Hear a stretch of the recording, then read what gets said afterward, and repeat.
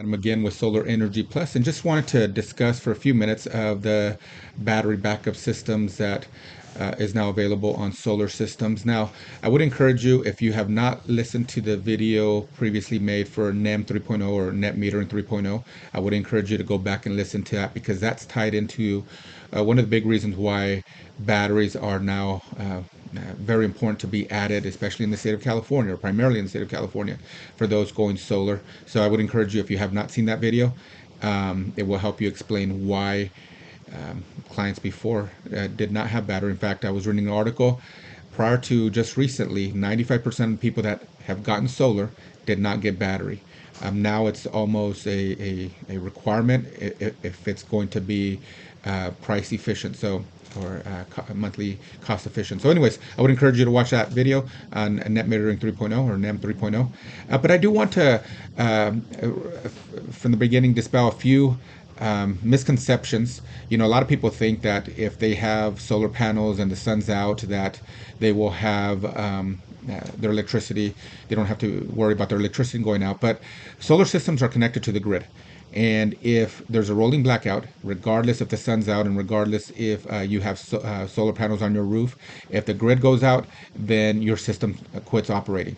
So that's a misconception. People think it's like if I have solar panels, I don't have to worry about that, but that's just not the case. The other misconception people have is if they choose to get a battery, that if that will guarantee that they will have their house will be operating and that they will have solar energy in their home, and that can also be a misconception depending on how the solar is set up on the home. So there are three different ways that somebody can set up solar on their property. One way is being battery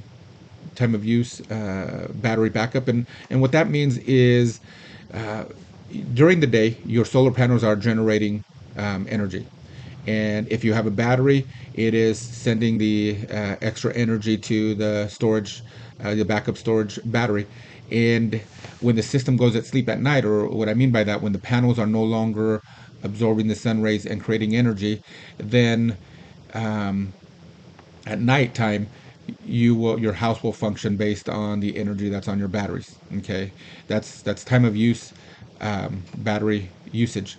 So same thing, if your battery is set up that way and there were a rolling blackout, then your system will shut down completely, even if there's storage in your battery, even if you charged it and it's fully charged, because again it's connected to a storage grid.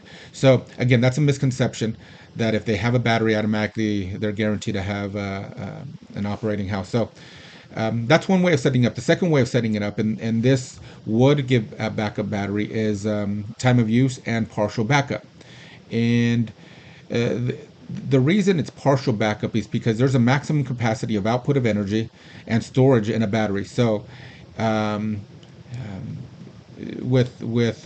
if you plan on having let's just say the AC going and all the lights on and just different appliances operating, then a battery with partial backup may not be the solution, but it will allow you to use some appliances such as a refrigerator. You don't have to worry about things spoiling in the refrigerator if you have it set up this way, and you could have a few outlets working, maybe the internet, and back up your cell phones. You're able to charge your cell phones and maybe have a few other appliances turned on. So that's how that's one way of setting up your battery. Okay, time of use and partial backup. And the reason there's a difference is because there's a cost difference. So if you go from time of use, that's the cheaper way of setting up your backup battery, or your battery. If you use time of use plus partial, then there's a additional cost associated with that, because there's different connections that need to be made. And then the third way of setting up is full backup, and this is a more expensive way, because again, like I mentioned at the very beginning, batteries have a maximum output of energy and they also have a maximum storage capacity. So in order to have sufficient output of battery and sufficient capacity, then you're going to need just a larger storage a battery storage system. So a 3 unit, um, 6 unit, 10 unit might not be sufficient. That's where you'll need a probably 20 or 20 kilowatt hours backup storage or two batteries in order to provide complete storage backup. Now, um, most people, um, in order to save money based on the net metering 3.0, then just having the time of use storage will do that. You definitely, based on new regulation, you need to have a battery so that you're not having to buy energy from the utility company, because the cost that they sell it to you is a lot more expensive than what you sell it to, that you sell your excess use to the utility companies. And partial backup might work, especially this is where you want to know your customer, because if your client has a medical condition and they need a medical device to be operating regardless of what happens, let's just say they have a heart monitoring program or some sleeping apparatus, something that they need to be in operation even in time of a rolling blackout, then your client's going to want to get at a minimum, they're going to want to have a time of use and partial backup. That way they can set it up where they know their device is operating if there's a rolling blackout. Now, the other thing to consider is where your client is located. So I live out in the country, on the rural area, and we get a rolling blackout, or we get energy outage once every couple of months, and it's unexpected. And my understanding is apparently it's more common for people out in the rural areas to have rolling blackouts or to have power outage. So if that's the case, that's something that you might want to not just set it up for time of use, but you'll want to set up partial backup.